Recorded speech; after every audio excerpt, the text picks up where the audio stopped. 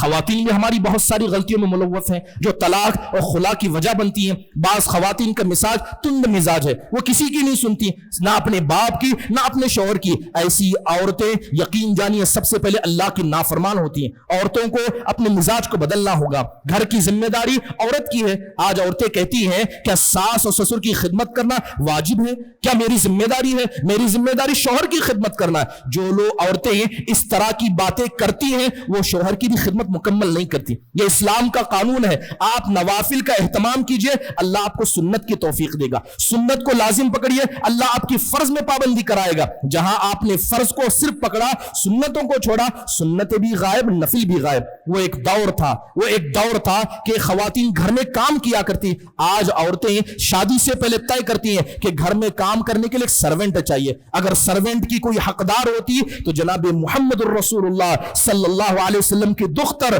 اور حضرت فاطمہ بنت محمد رضی اللہ عنہا ہوتی. آئی نبی صلی اللہ علیہ وسلم سے خادم مانگنے آئی. آپ نے کیا کہا؟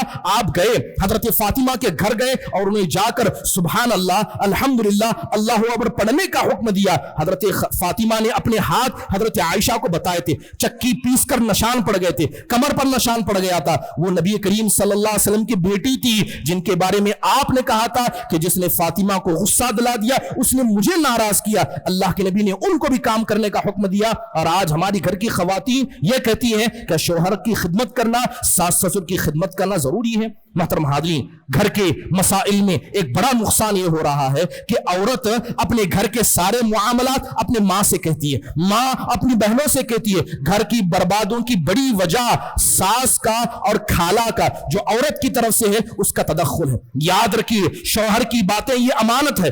اگر کوئی عورت اپنے شوہر سے اجازت لیے بغیر اس کے گھر کی ساری کارستانیاں اپنے ماں کو بتاتی ہے, ماں کا گھر میں زیادہ چلتا ہے جبکہ شوہر کے ماں باپ کا نہیں چلتا, یقیناً یہ تربیت کی کوتاہی ہے. اس کے علاوہ بہت ساری خواتین کیا ہے اولاد کی تربیت سے زیادہ اپنے جسم کو سنوارنا پسند کرتی ہیں. کیا آج ہم ایسا نہیں دیکھتے؟ اپنی اولاد کی تربیت کم ہے لیکن انہیں پہننے کے لیے کپڑے اچھے چاہیے. اولاد کی تربیت کم ہے مگر انہیں سنگھار کے لیے وقت چاہیے. گھروں سے باہر نکلنا, اس کے علاوہ اپنے شوہر کی پرواہ نہ کرنا, بغیر شرعی علم کے باہر نکلنا. آج اللہ معاف فرمائے, ایک وقت ایسا تھا, معاشرہ ایسا تھا, اسلام نے صاف فرمایا کہ عورتیں اگر زینت اختیار کریں گی تو اپنے شوہر کے لیے. اگر ایک عورت, آج ماحول دیکھیے, یہاں اتنی عورتیں آئی ہیں, جا کر شادی خانوں میں دیکھیے, جمعہ کے دن مسجدوں میں دیکھیے, کتنی عورتیں ایسی ہیں جو میک اپ کر کے گھر سے باہر نکلتی ہیں. میک اپ کرنا یہ صرف شوہر کے لیے, گھر کے اندر ہے. اگر کوئی عورت میک اپ کر کے جمعہ کے لیے مسجد میں آتی ہے, اس طرح کے پروگرام میں شریک ہوتی ہے, شادی بیاہ میں میک اپ کرتی ہے,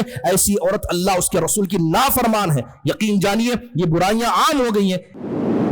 مرسی ٹی وی کے مزید ویڈیوز کے لیے ہمارے چینل کو سبسکرائب کریں اور بیل آئیکن کو کلک کرنا نہ بھولیں. جزاک اللہ خیر. مرسی ٹی وی, پیغام رحمت.